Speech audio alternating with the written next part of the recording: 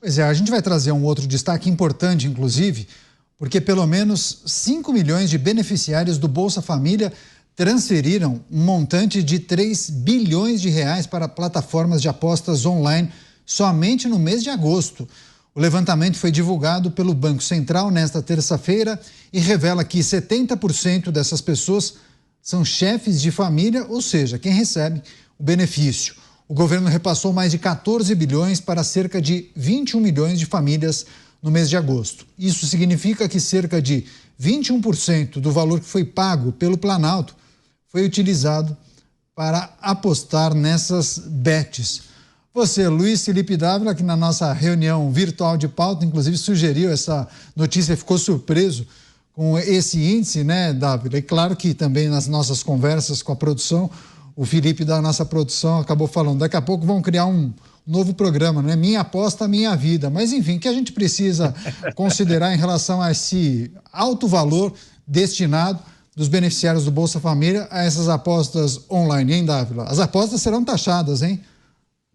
É verdade.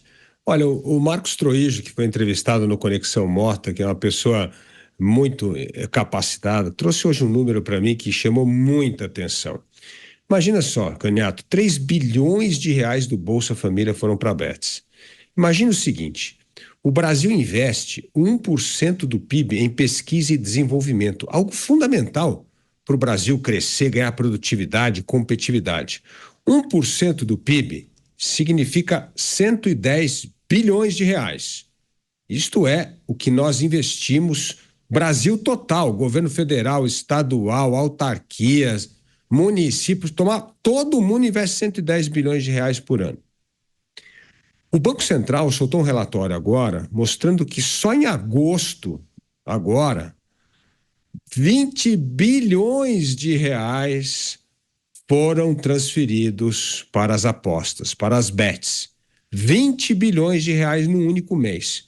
Então a conta é o seguinte, você pegar 20 bilhões de reais e multiplicar por 12, nós estamos falando aí de 240 bilhões de reais. Conclusão, o Brasil hoje gasta o dobro com aposta do que com pesquisa e desenvolvimento. Isso diz muito sobre um país que há 40 anos não cresce, perde competitividade e perde produtividade.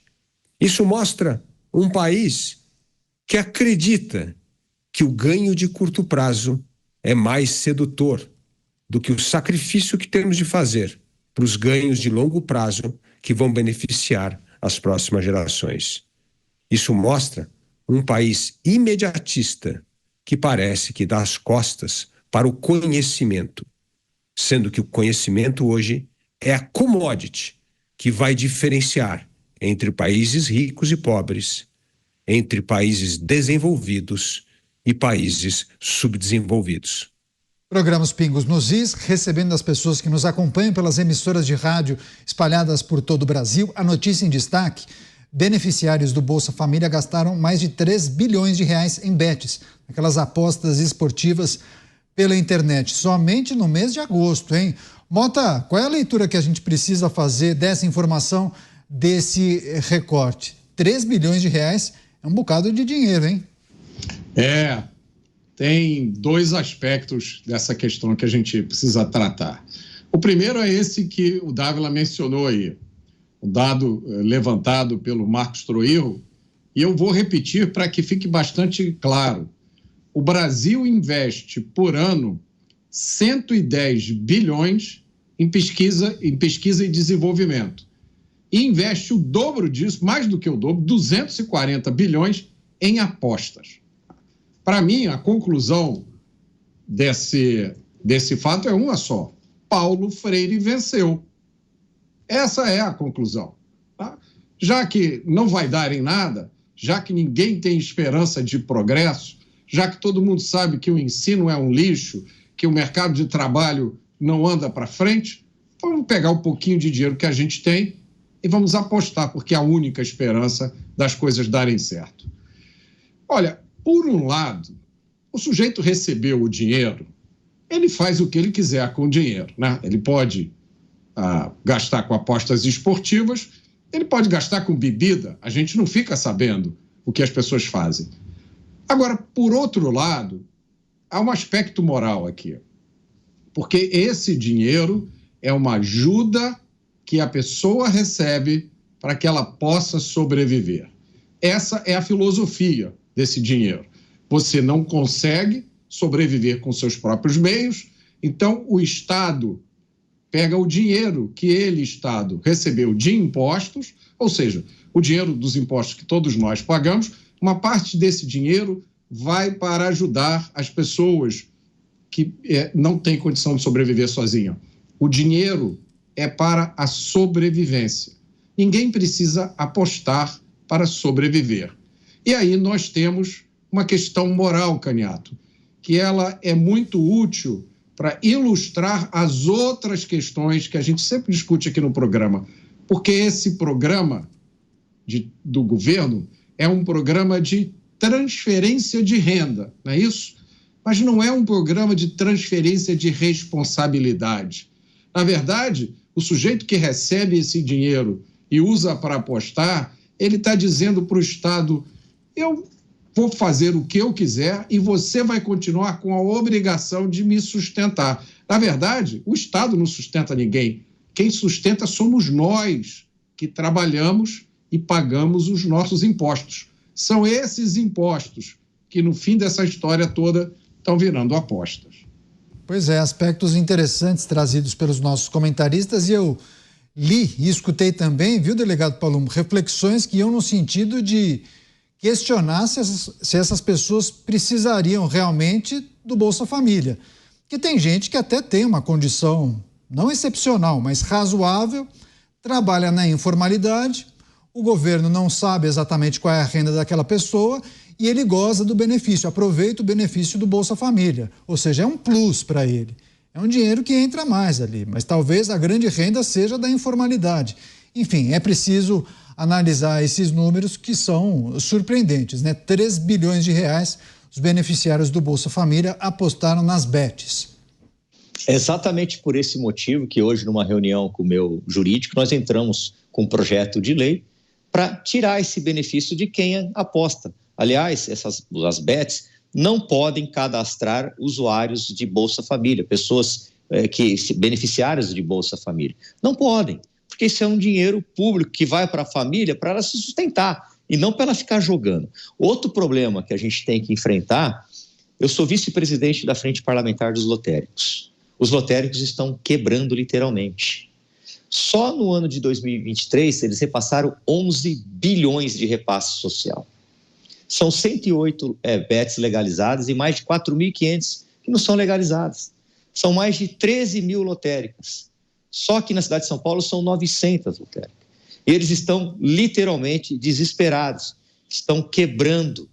Aquelas pessoas que iam lá na lotérica fazer aquela fezinha nos jogos que a gente conhece, os jogos convencionais, estão aí jogando o seu dinheiro fora.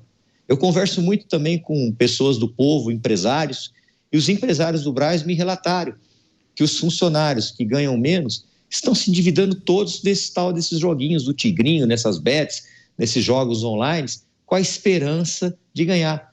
Muitos deles são influenciados por pessoas conhecidas, né, por artistas, por celebridades, que acabam ganhando dinheiro da Bets, eles ficam lá jogando 50 vezes, filmando, quando ganha uma ele posta aquilo.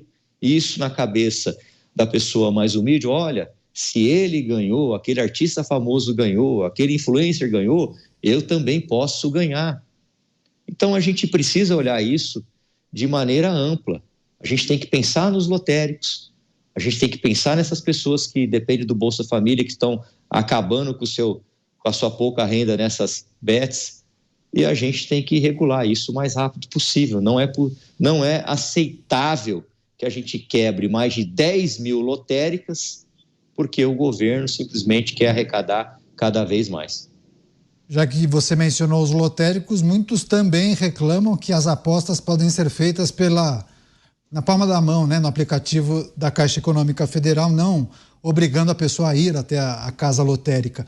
Agora, Dávila, eu acho que tem muitos elementos que envolvem a regulamentação das bets. Tem, claro, esse dado, esse recorte que chega a preocupar, mas também a Confederação Nacional do Comércio chegou a acionar o Supremo Tribunal Federal contra a lei que regulamenta as bets, e há uma projeção que essa regulamentação e a entrada das bets no Brasil vai impactar severamente o comércio varejista aqui no Brasil. Tem uma projeção que fala em 12% na queda da arrecadação do faturamento do setor varejista, viu, Dávila? Olha, Caniato, o Mota tem toda a razão quando diz que as pessoas recebem o dinheiro e fazem o que bem entender com o dinheiro. Se quiser jogar, beber, prostituição, comprar droga, o problema é dela, fazer o quê? Agora, o Estado tem que combater coisas ilegais, tá certo? Então, não pode. Agora, a escolha do cidadão faz o que ele quer com o dinheiro. Não dá para disciplinar o cidadão, falar, não, você não pode jogar, não pode beber, não pode. Isso não existe. Isso, cada um faz o que quer com o dinheiro. Mas o Estado tem um papel fundamental.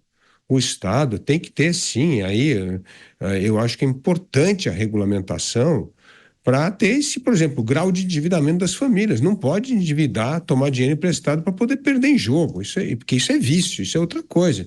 E vício nós temos de ajudar as pessoas a superar, a curar. Então, eu acho que tem que ter regulamentação. Agora, também não adianta criar esse clima de terror. Ah, não, agora o comércio. Não, nós temos que entender o seguinte: é preciso uma regulamentação para evitar que o endividamento das famílias cresçam de maneira irresponsável por causa do jogo. É isso que a gente tem que fazer. Agora, a escolha de jogar ou não vai acontecer. Antes das bets, as pessoas continuavam jogando. Tinha corrida de cavalo, ainda tem corrida de cavalo. Em São Paulo quase não tem mais. Aí no Rio de Janeiro acho que ainda tem, né, Mota? Tem o jogo do bicho. Tem jogo do bicho. Tem mil coisas. Tinha a época dos bingos, da rola. Pessoas vão jogar. Então, assim, e tem até jogo de amigo mesmo, mesa de aposta de amigo que vai sentar e jogar. Então, não dá para impedir o jogo. Agora, é preciso regulamentar o jogo no sentido de evitar que as famílias se enforquem em endividamento para sustentar o vício. Esse eu acho que é o ponto fundamental da regulamentação. Seguiremos atentos acompanhando essas movimentações.